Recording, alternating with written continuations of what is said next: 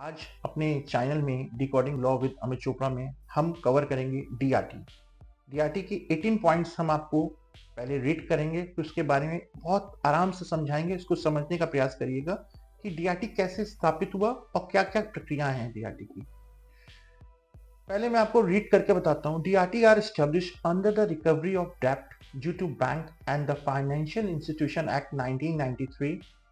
इसको एक ये भी बोलते हैं और दूसरा ये बोलते हैं रिकवरी ऑफ डेब्ट and bank करप्सी act, RDB act 1993। इसको दोनों बोल सकते हैं आप।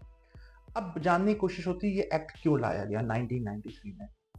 देखिए, एक समय ये था कि हमारे बैंक की जो फाइनेंस की जो प्रक्रिया थी, लोग पैसा लेते थे बैंक से, लेकिन बैंक उनसे पैसा ले नहीं पाता था।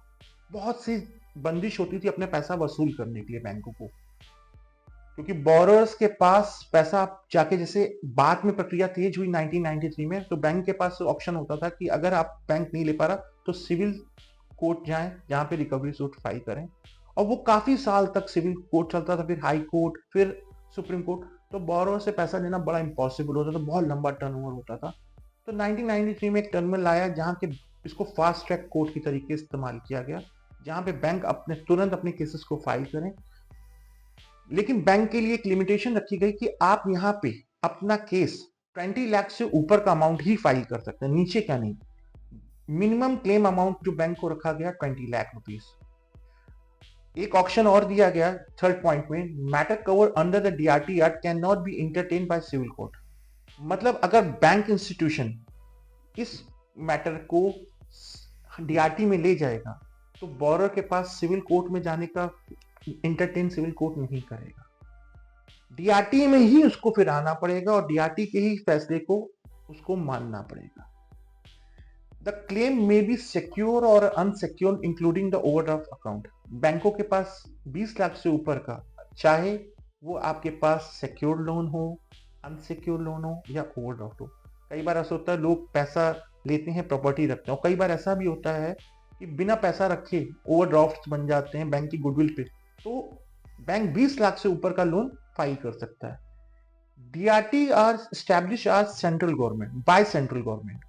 जो डीआरटी स्टैब्लिश हुई है, अपनी सेंट्रल गवर्नमेंट ने इसको स्टैब्लिश किया। अब जानते हैं इसकी प्रक्रिया। Head of DRT call preceding officer. जो डीआरटी में हेड होता है उसे पीओ बोलते हैं, प्रिसीडिंग ऑफिसर। उस जैसे कोर्ट्स में जज होते हैं, प्रिसीडिंग ऑफिसर के ही जजमेंट को मानना पड़ता है। Preceding officer is appointed by the central government. जो प्रिसीडिंग ऑफिसर्स हैं इनको अपॉइंट सेंट्रल गवर्नमेंट करती है और सेंट्रल गवर्नमेंट के आधार के ही उनको काम करना होता है। Qualification of the PO should be equal to district जज। जो पीओ की प्रिसीडिंग ऑफिसर की क्वालिफिकेशन होती है वो डिस्ट्रिक्ट जज की तरीके होती है। इक्विवेलेंट जो आपको सिविल कोर्ट में जजेस की क्वालिफिकेशन मिलेगी, वही आपको प्रिसीडिंग ऑफिसर की क्वालिफिकेशन मिलेगी।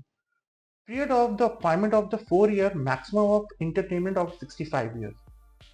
जो प्रिसीडिंग ऑफिसर की एक टर्नओवर होता है, जो अपने कहते हैं जिसको अपना काल पूरा करना होता है, वो 4 साल का होता है और मैक्सिमम 65 साल तक की उम्र तक ये प्रिसीडिंग ऑफिसर काम कर सकते हैं।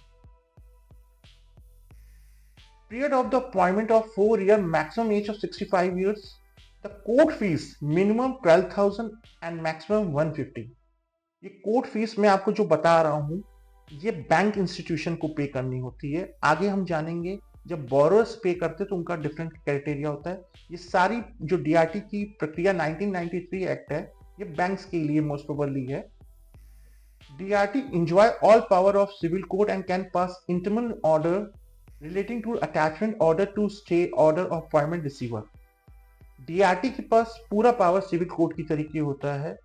इंटीरिम ऑर्डर पूरी कर सकता है, अटैचमेंट ऑर्डर कर सकता है, स्टे ले सकता है और रिसीवर अपॉइंट कर सकता है। मतलब वो पूरा खुद शक्तिशाली होता है। जैसे सिविल कोर्ट के पास प्रक्रिया होती है, एक टर्मिनल है जो सिर्फ बैंक के ही मैटर्स को इंटरटेन कर रहा है या फाइनेंशियल इंस्टीट्यूशन के मैटर्स को डील कर रहा है।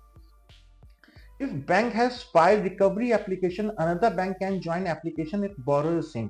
एक बैंकों के लिए साथ ये चीज, जैसे सपोज बैंक ऑफ बड़ौदा ने किसी को लोन दिया और पंजाब नेशनल बैंक ने भी उसको लोन दिया हुआ है।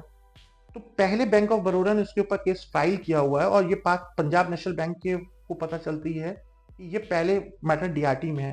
तो पंजाब नेशनल बैंक को अलग से केस फाइल करने की जरूरत नहीं है, वो उसी मैटर को ज्वाइन कर सकता है। ये बैंकों को एक सुविधा दी गई है।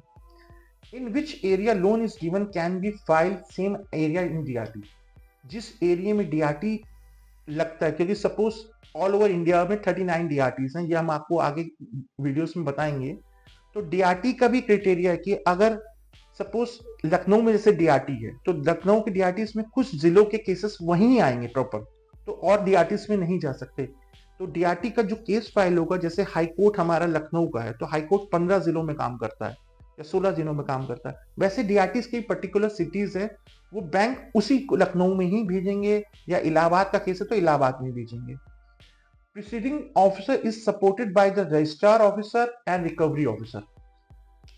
पीओ के लिए सपोर्ट के लिए दो लोग और अपॉइंट किए जाते हैं, जिसे रजिस्ट्रार और रिकवरी ऑफिसर बोलते हैं।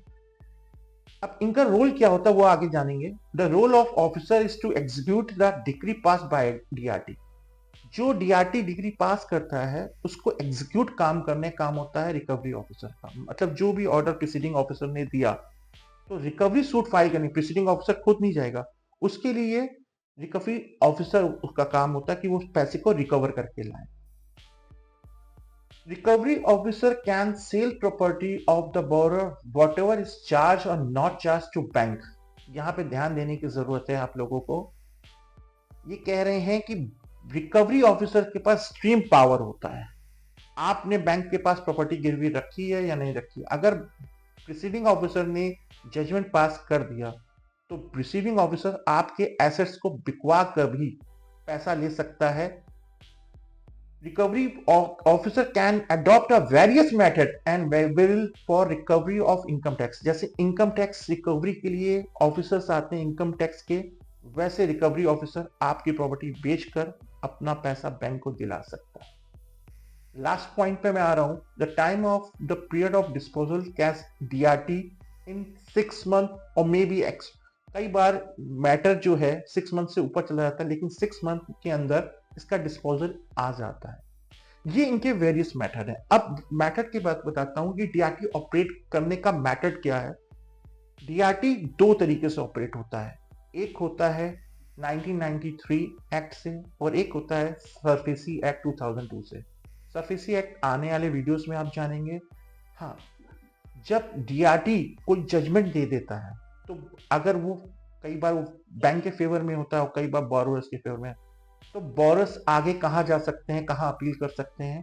जैसे सिविल कोर्ट कोई जजमेंट आता है तो हाई कोर्ट होता है, वैसे ही डीआरटी के जजमेंट को भी आप आगे कर सकते हो। उसके ऊपर की कोर्ट है डीआरएटी। लेकिन इसके लिए भी एक आपके लिए ऊपर शर्त होती है कि आपको जजमेंट का 50% अमाउंट जमा करना होता है। लेकिन कई मामलों में डीआरएटी रियायत दे देता है कि आप 25% भी जमा करके आप डीआरटी में केस फाइल कर सकते हो। अगले वीडियो में हम जानेंगे डीआरएटी क्या होता है और उसकी प्रोसीडिंग कहाँ होती है और कहाँ कहाँ इसके कोर्ट है। Thank you.